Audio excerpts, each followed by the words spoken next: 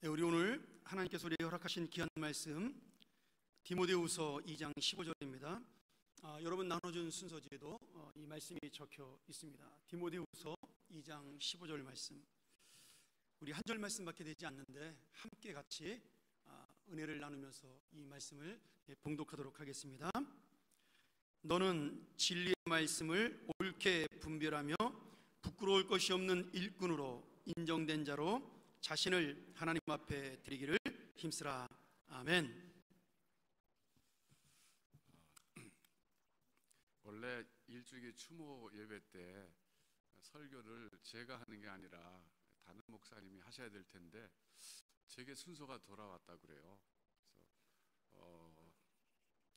그래서 그 송영걸 목사님께 부탁드리라고 저는 말씀드렸는데 송영걸 목사님은 또 미국 헤브론 교회 집회 때문에 참석을 못 하신다고 사정이 왔고, 또 우리 권혁선 목사님도 이제 하셔야 되는데 아마 제주도에 계시니까 연락이 좀 늦게 가는 거예요.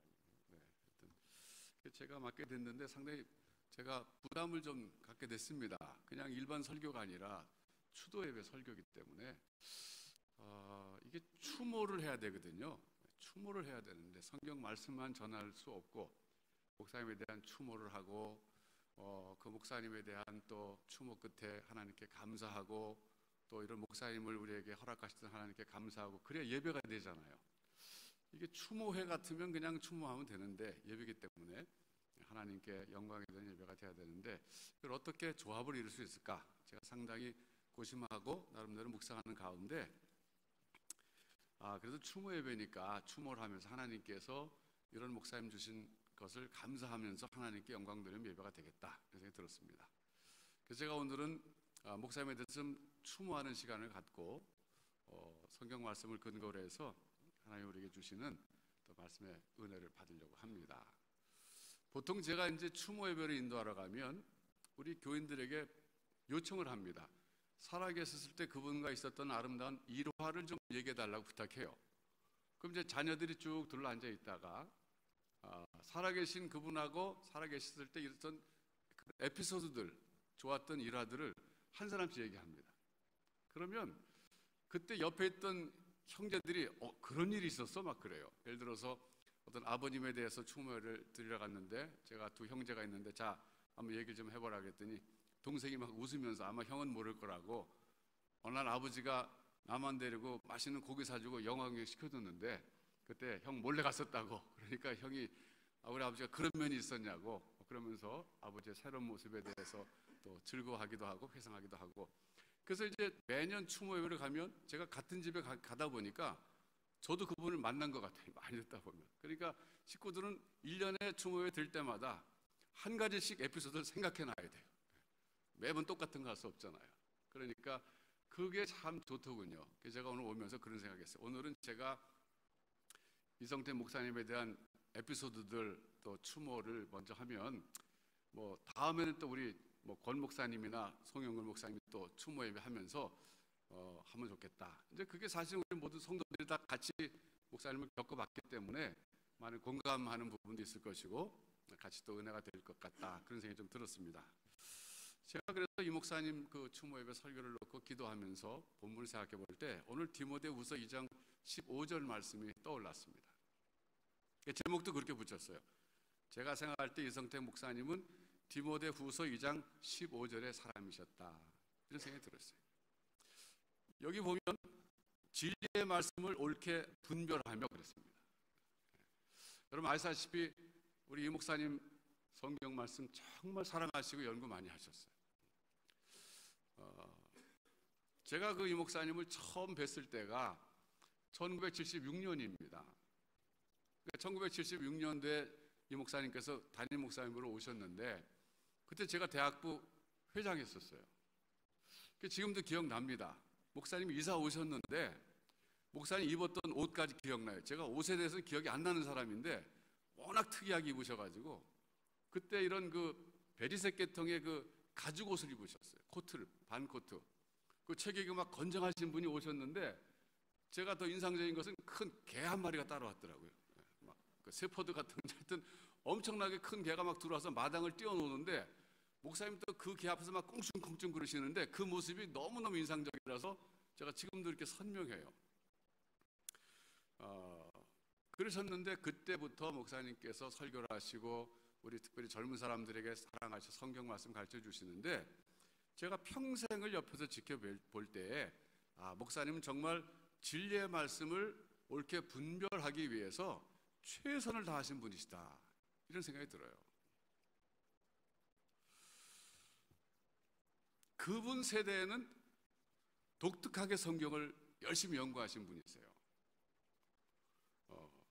예를 들어서 그분의 성경 연구의 특징은 그 단어 해석에 집중하신 겁니다. 단어의 뜻 가운데 1번부터 1번의 뜻, 2번의 뜻, 3번의 뜻, 4번, 5번까지 쭉 나가는데 저희는 그게 굉장히 아주 참 신비했어요. 근데 제가 이제 신학교 가서 배워보니까 그 연구 방식은 이성택 목사님께서 신학교 다니실 때 배웠던 특징이었어요. 우리 때는 신학교 가니까 단어에 초점 맞추지 말고 문맥에 초점 맞춰 그러더라고요.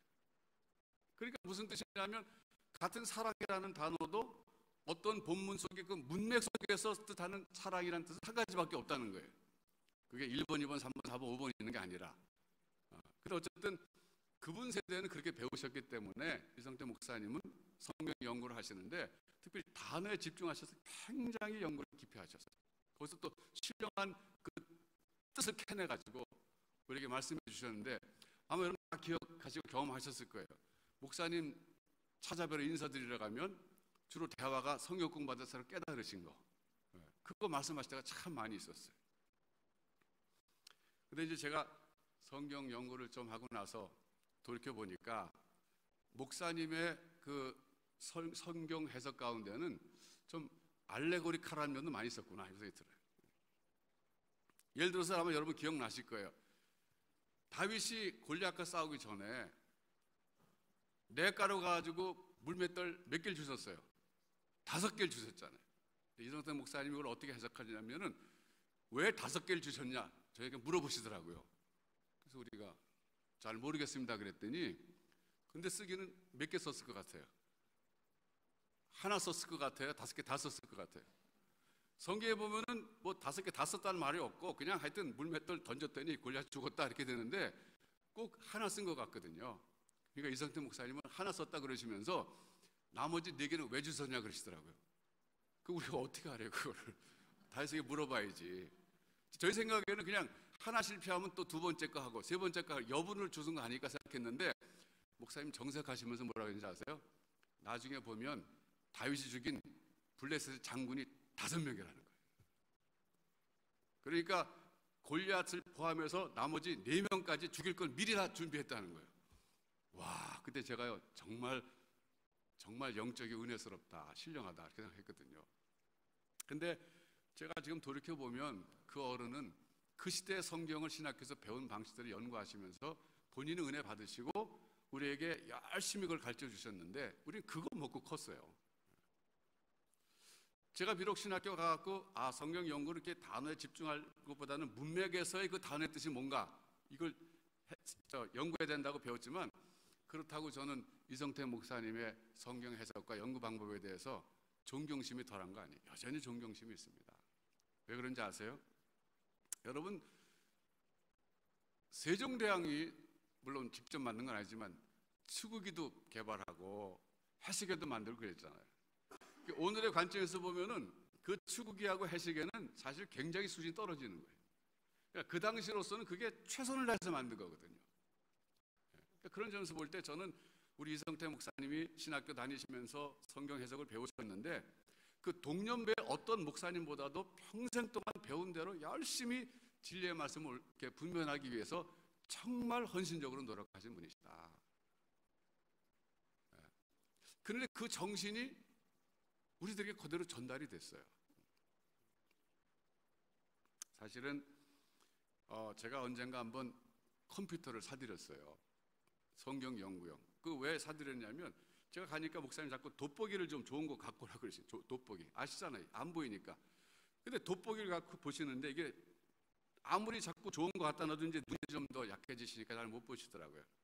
그래가지고 컴퓨터 안에 그 목사님 보시는 모든 성경 주석, 원어 사전 그런 게 다 들어있는 그 프로그램이 있는 거예요, 말하자면.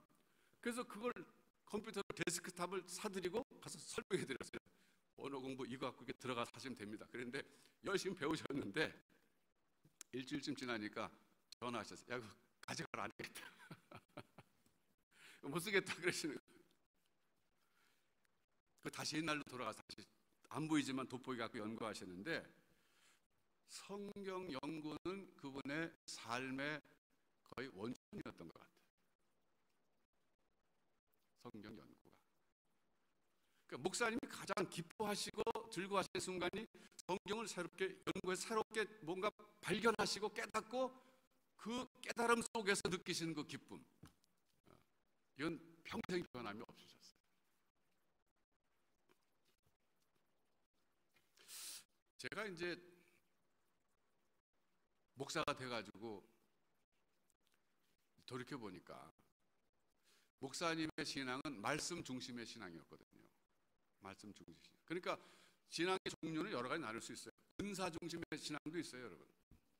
은사가 중요하다고 생각하는 그 교단도 있습니다. 그런 교파도 있어요. 근데 이 장로교는 특별히 합동 측은 말씀 중심의 그 신앙을 강조하는 그런 교단인데, 저는 제가 평안교회에서 자라났고 평안교회가 모교회고 이성택 목사님 만나서 이 말씀 중심의 신앙을 배웠다는 것이 얼마나 감사한지 저는 두고두고 감사해요. 저는 우리 다윗교회에서도 설교할 때 가끔 평안교회 얘기하면서도 저는 굉장히 자랑스러운 교회로 생각하고 자랑스럽게 말하고, 또 이성택 목사님에 대해서도 항상 그렇게 제가 교인들에게 얘기합니다. 그게 진심입니다.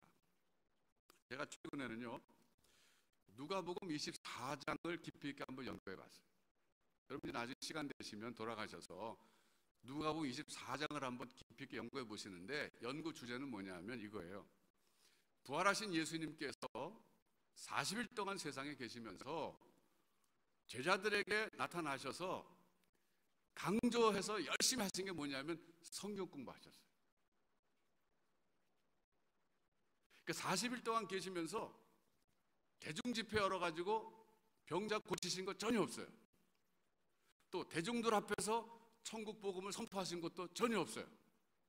40일 동안은요, 제자들에게만 나타나셔갖고 제자들에게 뭐 하셨냐면 집중적으로 성경 공부 가르치셨어요.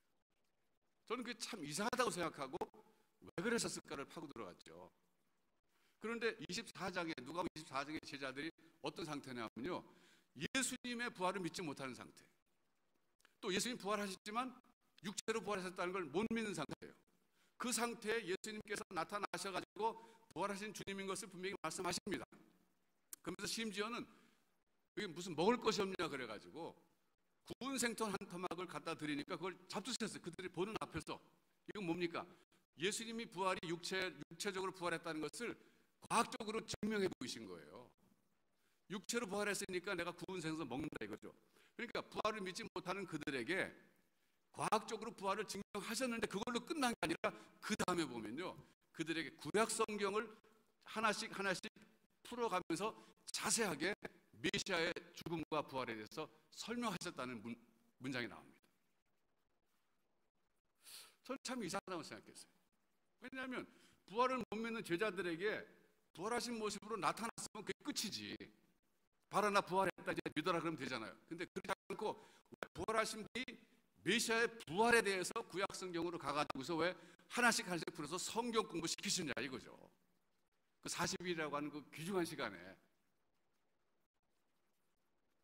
그렇게 하신 이유는요, 제자들이 나가서 부활의 증인 역할을 해야 되는데, 부활의 증인들은 뭐냐면 그냥 예수님 부활하셨던 것만 믿으면 되는 게 아니라 부활의 이유와 목적을 알아야 되는 거예요. 메시아가 왜 와서 죽으셔야만 했고 왜 부활하셔야 하는가, 그 이유를 알아야 정확하게 증인 역할을 할 수 있기 때문에 예수님께서는 그들에게 성경 공부를 통해서 확실한 부활 신앙을 심어주신 겁니다. 이 말을 요약하면 이런 거예요. 부활을 보는 것은 이적입니다. 기적 체험입니다. 근데 기적을 체험했다 그래서 신앙이 확실히 서는 게 아니라는 거예요. 오히려 부활의 의미와 이유를 성경을 통해서 확실히 깨달을 때 확실한 신앙이 된다 그거예요. 즉 말씀 중심의 신앙이라는 거예요. 부활하신 주님 만났다는 것은 신비 체험이고 이적 체험입니다. 근데 세상의 기독교인들 가운데 신비 체험 원하는 사람 굉장히 많습니다. 이게 은사주의 쪽이에요. 근데 그것은 사람들에게 자극은 될지 모르지만은 말씀 신앙처럼 견고하게 서질 못해요. 여러분 돌아가셔서 24장을 한번 묵상해 보시면서 부활하신 주님께서 왜 그 귀한 시간에 성경 공부를 하셨는가 생각해 보세요. 저는 그래서 최근에 이렇게 강의하고 다닙니다. 어디 가서 강의하거나 할 때 하나님께서 진리 전달의 방법으로 택하신 것은 성경 공부입니다. 이렇게 전해요. 제가 오랜 동안 생각해서 내린 결론이에요. 진리 전달의 방법은 복음을 전해서 그들이 듣고 깨닫고 확신할 때 생기는 것이지 이적 체험하고 하나님의 신비 체험한다고 되는 거 아니라는 거예요. 근데 제가 그 신앙을 평안교에서 배웠고 이성택 목사님에게 배웠습니다.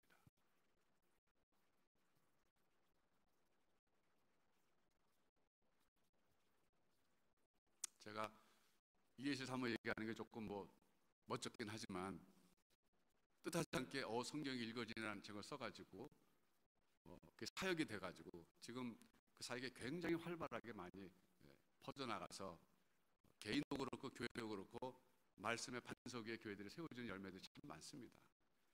전국적으로도 그렇고 전국적으로는 지부가 한 40여 개 생겼으니까 대도시마다 다 있는 거죠. 하나님 그렇게 역사하셨는데 해외도 여기저기 굉장히 많습니다. 그런데 저는 그렇게 생각해요. 이해실 사모가 성경 그렇게 깨닫게 된 것은 이성태 목사님의 은혜다 생각해요. 그러니까 저는 그렇게 생각해요. 목사님 가셨지만 목사님에게서 말씀을 배운 이 후손들이 자녀들이 영적인 자녀들이 지금도 계속해서 목사님의 사역을 이어가고 있고 그런 점에서 목사님의 삶은 열매를 계속 맺고 있다. 저는 이렇게 생각합니다. 그래서 제가 생각할 때 목사님 그럼 떠오르는 구절이 디모데후서 2장 15절이고 여기서 목사님은 진리의 말씀을 옳게 분별하기 위해서 평생을 헌신하신 분이시다. 이런 회상이 있습니다. 두 번째로요, 제가 목사님에서 생각할 때 교회 사랑을 가르쳐 주신 분이세요. 교회 사랑하는 것을 가르쳐 주셨어요. 물론 목사님이 교회를 사랑하실 때 그 동기가 뭘까 했을 때 단신으로 월남하셨잖아요. 자녀도 없으시고 가족도 없으시니까 교회밖에 없으시니까 그래서 사랑하셨겠다 이런 생각도 들지만 그것보다는 주님을 사랑하시기 때문에 교회를 사랑하셨다. 저는 그렇게 생각해요. 근데 여러분 제가 목회를 하면서 요즘 느끼는 거지만은 이제 교회 젊은 세대는 교회를 사랑한다는 개념조차 없습니다. 참 안타까워요. 다음 세대 목회자들에게 제가 그렇게 얘기합니다. 당신들은 참 불행한 시대에 태어나서 목회하게 됐다. 나는 이제 조금 있으면 은퇴하니까 다행인데 참 성도들이 교회를 사랑하는 의식이 점점 없어지는 시대에서 목회한다는 건 정말 힘들 것이다. 그러나 그렇게 알고 각오하고 하시라. 그렇게 얘기합니다. 요즘 교회를 너무 자주 옮겨요. 사람들이, 젊은 사람들은. 교회 옮기는 거 너무 쉽게 생각해요. 맛집 다니듯이 찾아다니는 사람들이 있어요. 근데 여러분 성경에도 보면요, 지역교회는 반드시 그 지역교회를 섬겨야 될 지도자들, 일꾼들을 하나님 세우셨어요. 그러니까 지역교회는요, 그 교회에 대해서, 평안교회는 우리 평안교회죠. 평안교회에 대한 어떤 주인의식을 가진 사람들이 반드시 필요합니다.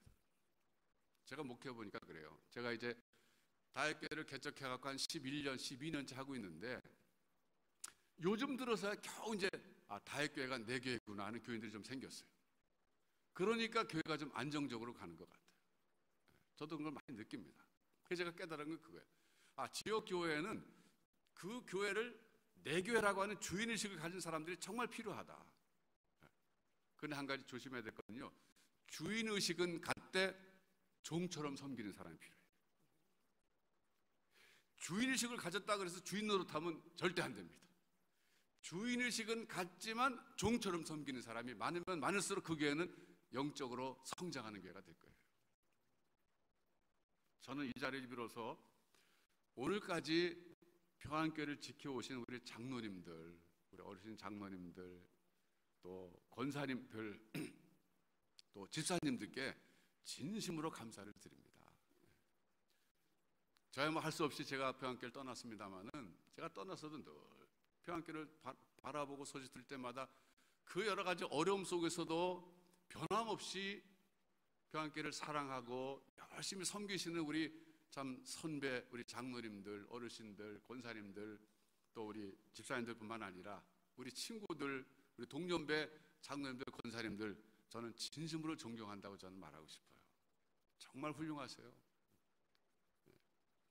하나님은 그런 분들을 통해서 지옥교회를 이끌어 오신 것이고 평안교회가 지금까지 존재한다고 저는 믿습니다.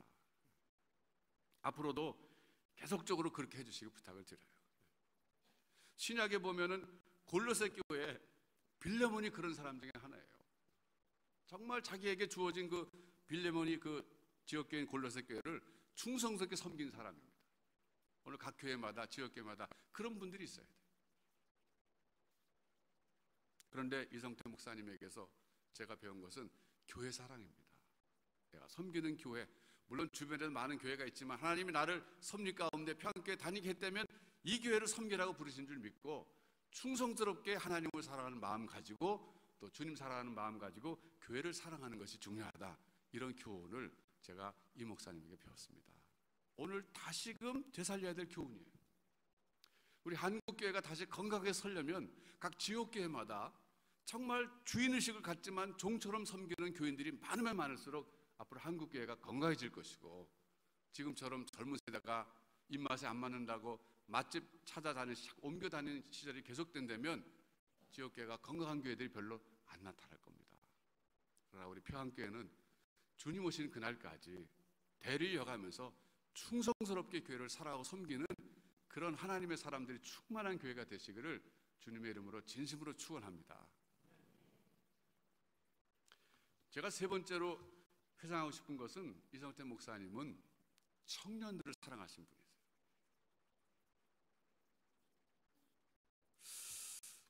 아드님과 따님 생각 때문에 그러실까? 이런 생각도 해본 적이 있어요. 근데 그건 아니셨어요. 제가 잊지 못할 목사님과 일화 하나 있습니다. 제가 대학부 회장 때 몸이 안 좋아가지고 관악산에 있는 기도원에 가가지고 한 2달 가까이 있었던 때가 있어요. 그러니까 목사님 부임하시고 얼마 안 된 거죠. 76년도 가을인가 그랬으니까. 그런데 어느 날 목사님이 기도원을 저를 찾아오신 거예요. 저는 깜짝 놀랐어요. 그때 무슨 뭐 핸드폰이 있습니까? 뭐가 있습니까? 연락도 안 하시고 그냥 오신 거예요. 그래서 깜짝 놀랐어요. 근데 목사님이 대학부 회장이 지금 몸이 안 좋아서 기도원에 있다는 소식 듣고 오셨다는 거예요. 그래갖고서는 그때 같이 점심을 먹게 되는데, 기도원에서 밥이니까 뭐 별로 뭐 없죠. 반찬도 없죠. 근데도 그냥 그 산나물 같은 거, 돈나물 같은 거, 별거 아닌 거 드시면서 얼마나 그 맛있게 드시면서 저를 격려해 주시고 위로해 주셨는지. 사실 제가 그 한 번에 목사님이 제게 보신 그 사랑 때문에 제가 평생 이 목사님을 사랑하게 됐어요. 왜냐하면 저는 그때 아무것도 가진 거 없는 좀 뭐 병든 대학생 젊은 사람인데 제게 무슨 소망이 있겠어요? 목사님이 무슨 저한테 잘해준 들 목사님에게 제가 돌아갈 게 뭐가 있겠어요? 아무것도 없는 저를 그 목사님이 사랑 갖고 찾아와 주셨다는 거기에 제가 감동해가지고 제가 지금까지도 목사님의 사랑을 잊지 못하고 이렇게 목사님과 같이 평생을 지나면서 지나오게 됐어요. 제가 그때 생각했죠. 이분은 정말 순수하게 청년을 사랑하시는구나. 뭔가 이렇게 대가를 바라고 사랑하시는 게 아니라 청년들을 사랑하시는구나. 왜 그럴까 생각해 봤어요. 청년들이 교회와 나라의 미래이기 때문에 그러셨구나. 청년들을 기르기를 원하셨어요. 지금도 그게 결국 나타난 게 장학금 아니겠어요? 저는 그렇게 해석합니다. 우리 평안교회 목사님 장학금 있잖아요. 다음 세대의 일꾼들을 키우기 위해서 자신의 재물을 헌납하시고 장학금 만드신 것, 그것도 결국은 청년들을 사랑하시기 때문에 그렇게 하신 것을 저는 믿습니다.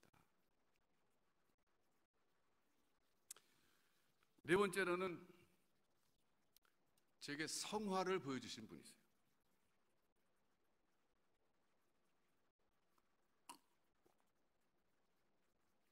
우리 우리 장로교에서는 중생 다음에 칭의 다음에 그다음에 성화 과정이 들어간다 이렇게 가르쳐 줍니다. 성화가 중요한 거예요. 근데 사람이 정말 나이가 든다고 성화될까? 거룩하게 변화될까? 이런 그 의문을 제가 많이 갖고 있었어요. 근데 제가 이성태 목사님의 사시는 모습 볼 때 연세가 드시고 점점 시간이 많이 갈수록 목사님이 많이 성화되시는구나 그 생각했어요. 아까 우리 장로님 기도하실 때 또 말씀하시지만 사실 목사님이 우리 힘들게 할 때 많았잖아요. 솔직히 그랬잖아요. 그렇죠? 우리 힘들게 할 때 많았잖아요. 막 오해하셔가지고 우리한테 뭐 야단도 치시고 막 그랬는데 또 화도 막 내시고. 제가 젊었을 때는 목사님 저렇게 화내도 되는 건가 막 그랬었거든요. 근데 이제 시간이 지나가면서 가만 보니까 목사님이 그 기질이고 그건 뭐 기질이고 그런데 제가 어느 날 목사님 댁에 찾아갔어요. 제가 미국에 있을 때였어요. 미국에 있을 때 잠깐 나와가지고 목사님 찾아가니까 목사님이 그러시더라고요. 우시면서 내가 정말 잘못한 게 있다. 목사님 뭔데요? 그랬더니 내가 왜 그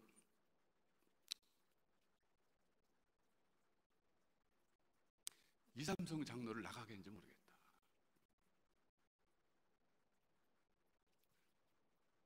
내가 왜 희용이를 나가게 했는지 모르겠다. 그때 내가 정말 잘못했다. 그러신 거예요. 진심으로 우시면서. 저 당황했죠. 오히려 제가. 목사님 그렇게 생각하지 마세요.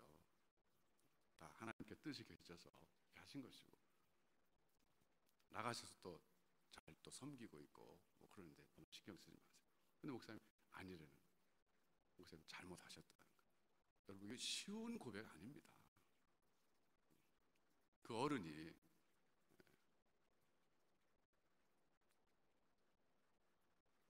그러니까 자신의 과거를 돌아보시면서 뭐 그거 하나만 그러셨겠어요. 많은 걸 돌아보시면 하나님 앞에서 자신의 과거에 대해서 또 회개하시면서 점차적으로 사랑과 용납이 점점 풍성해지고 그러시면서 살아가시는 모습을 제게 보여주셨는데 정말 이분은 성화 과정을 많이 그렇게 올라가신 분이시구나.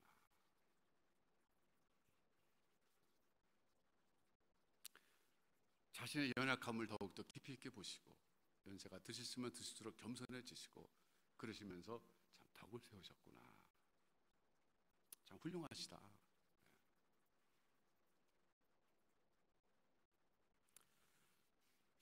다섯 번째는 하나님의 은혜가 무엇인가를 보여주신 분이셨어요. 목사님께서 돌아가신 건 정말 병을 앓지 않고 돌아가셨잖아요. 근데 평상시에 늘 그런 말씀 하셨어요. 기도하신다 그러시면서 앓다가 돌아가고 원치 않으시고 그러셨어요. 근데 목사님 원래 기도대로 그렇게 응답 받으신 거죠. 우리 이근우 집사님 당황하셨지만 잘 주무시다 그냥 거의 뭐 그냥 주무시다 돌아가시고 비슷하잖아요. 맞으면 병 중에 누우셔갖고 몇 달이고 몇 년이고 고생해서 돌아가신 게 아니라 그 며칠 전까지도 건강하게 하시다가 물론 쇠약해지셨지만 돌아가실 때 소위 깨끗하게 잘 돌아가셨어요. 하나님의 특별한 은혜를 입으신 분이세요. 늘 당신이 혼자라는 생각 때문에 나는 병들면 누가 돌봐줄 사람 없으니까 건강을 늘 챙기셨잖아요. 당뇨가 있으신데도 그렇게 꿀을 많이 드시더라고요. 참 기적 중에 기적이 그래도 괜찮으시고. 근데 왜 그런가 했더니 또 차를 이렇게 많이 드시더라고요. 차. 이런 머그잔을 하루에 7잔 드시는 7잔. 그러니까 꿀을 드셔도 그게 다 나가시는 모양 이렇게. 또 운동하시고 또 기도하시고 말씀 연구하시고 그게 그분의 건강의 비결이셨는데 당신의 소원대로 마지막에는 하나님께 은혜를 구했는데 그게 편안하게 어떻게 보면 깨끗하게 하셨어요. 그래서 그분의 삶을 통해서 하나님의 은혜를 보여주셨다. 저는 그렇게 생각합니다. 이제 결론적으로 말씀드리겠습니다. 히브리서 11장에 보면 소위 믿음의 사람들 이름이 쭉 나옵니다. 뭐 아브라함이 나오고 이삭이 나오고 야곱 나오고 쭉 유명한 모세도 나오고 쭉 나오고 뭐 삼손도 나오고 기드온도 나오고 바락도 나오고 다 나옵니다. 근데 히브리서 11장을 영국의 그 신학자인 그 아서 핑크 목사님이 해석하면서 뭐라고 붙였냐면요, 믿음의 영웅들의 장이다, 이렇게 붙였어요. 저는 그거 제목 보면서 제가 좀 퀘스천이 생겼어요. 왜냐하면 히브리서 11장에 나오는 사람들, 믿음의 영웅들은 글쎄 뭐 다윗, 그 다윗은 믿음의 영웅이라 할 수 있다. 아브라함도 쳐줄 수 있다. 그런데 그 밖에 뭐 야곱도 좀 왔다 갔다 하고 말이죠. 여러분 삼손 어떻게 생각하세요? 삼손. 거기다 바락은 어떻게 생각하세요? 이런 사람도 어떻게 믿음의 영웅들이라 그랬을까? 물론 성경이 그렇게 말한 건 아니지만 그 아서 W. 핑크란 목사님은 성경 많이 연구하신 분인데 아주 유명한 말이 돼버렸거든요. 믿음의 영웅들의 장이다, 히브리서 11장은. 그리고 아닌 게 아니라 성경 자체도 히브리서 11장도 이들은 다 믿음으로 살다 죽었다고 얘기하고 있어요. 그러니까 믿음의 영웅들이라는 말은 뺐지만 성경 자체도 그들이 믿음으로 살다 죽은 사람이다, 이렇게 얘기하거든요. 굉장히 높이 평가하고 있거든요. 그래서 제가 히브리서 11장을 통해서 믿음의 사람들에 대한 정의를 새롭게 깨달았어요. 성경이 말하는 믿음의 사람은요, 완벽한 사람은 아닙니다. 도덕적으로도 전혀 흠이 없는 사람은 아닙니다. 인격적으로도 결함이 전혀 없는 사람 아닙니다. 어떻게 보면 야곱은 정말 어떻게 보면 요즘으로 말하면 타고난 사기꾼 아니에요. 좋은 의도였지만, 나쁜 의도는 아니었지만, 이삭이라고 하는 사람은 그냥 줏대 없이 이렇게 흔들리고 저렇게 흔들리는 사람이었고요. 삼손은 뭐 말할 것도 없잖아요. 그런데 그 사람들을 성경이 믿음으로 살다 간 사람이라고 말할 때는 그들에게 한 가지 공통점이 있었어요. 그 공통점이 뭐냐면 하나님이 자기에게 주신 사명과 역할을 분명히 자각했다는 거예요. 그러니까 세상에 살면서 자기가 무슨 일을 위해서 하나님 자기 세상에 보내셨는가를 명확히 알고 산 사람들이고, 그 사명을 감당하기 위해서는 끝까지 가다가 넘어지는 한이 있어도 다시 일어나가지고 그 사명의 길을 걸어간 사람들이라고 하는 이 특징이 있습니다. 여러분 히브리서 11장 다시 한번 보세요. 인물들 하나하나 보시면요, 일관되게 그 공통점을 보여주고 있어요. 성경은 그것을 믿음의 사람이라고 하는 기준을 삼은 거예요.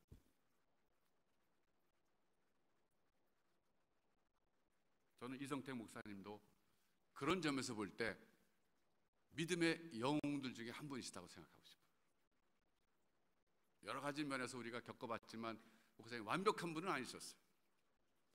그러나 이성택 목사님은 끝까지 하나님이 부르신 그 목양의 길을, 교회를 섬기는 길을 위해서 끝까지 그 사명의 길을 걸어가셨고, 가다가 넘어질 때도 있었지만 다시 일어나셔서 그 길을 걸어가시면서 끝까지 오늘 디모데전서 2장 15절에 있는 말씀처럼 하나님께 인정된 자로 자신을 드리기를 힘쓰셨던 분이기 때문에 그런 점에서 볼 때 믿음으로 사신 분이시다. 그런 점에서 볼 때 믿음으로 살다 가신 믿음의 영웅들 중에 한 분이시다, 이렇게 생각하고 싶어요. 여러분, 오늘 우리가 목사님을 추모하면서 회상해 봤습니다마는 오늘 여러분들에게도 이 히브리서 11장의 말씀, 믿음으로 살다 간 사람이라는 그 평가받은 인물들, 여러분들도 그 속에 지금 히브리서 11장이 이어지고 있는데 거기에 여러분들도 기재되기를 주님의 이름으로 축원합니다. 결국 우리는 완벽하지 않습니다. 우리 누구도 완벽할 수는 없어요. 그러나 우리가 믿음으로 살다 간다고 하는 것은 완벽하게 산다는 것이 아니라 하나님이 내게 주신 사명과 역할, 그것이 평안교회를 섬기는 것이다, 평안교회를 지키는 것이다 하면 그것이 내게 주어진 사명인 줄 알고 끝까지 지키면서 끝까지 섬기면서 나가는 것이고, 여러분이 세상에서 하는 직업도 마찬가지입니다. 그 역할도 하나님 세상에서 나에게 하나 주신 역할이라고 확신든다면 그 길을 끝까지 사명으로 알고 해나간다면 가다가 넘어지는 한이 있어도 다시 일어날 수 있는 것이고, 그러면서 끝까지 그 길을 간다면 여러분은 믿음의 사람이라고 주님께서 평가하실 것입니다. 아무쪼록 오늘 목사님의 일주기 추모를 하면서 목사님이 걸어가신 것처럼 사명을 따라서 끝까지 이 사명을 감당하기 위해서 교회를 사랑하면서 가셨던 그 모습을 회고하면서 그 모습을 본받으면서 우리도 디모데후서 2장 15절의 사람처럼 말씀의 사람이면서 하나님께 인정된 자로 드리기를 힘쓰는 사람으로 살아가면서 간다면 그것이 목사님의 가르침에 보답하는 길이고 또 사랑에 보답하는 길이고 또 목사님이 기쁘시게 하는 일이 될 뿐만 아니라 궁극적으로는 하나님께 영광을 돌리는 길이라고 확신합니다. 그런 하나님께서 여러분 모두도 믿음의 사람이라고 평가해 주시는 은혜가 있으시기를 주님의 이름으로 축원합니다. 기도하겠습니다.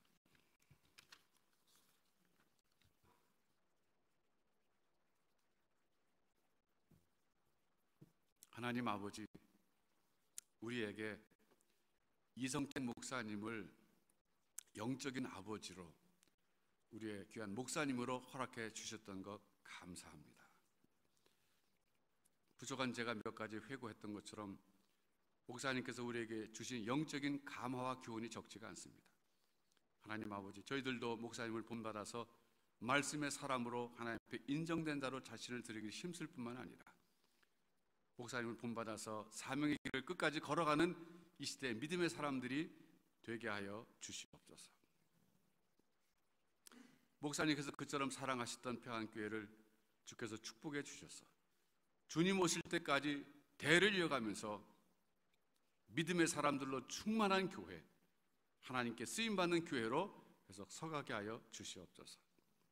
이제 또한 귀한 우리 황석회 목사님을 보내주셨는데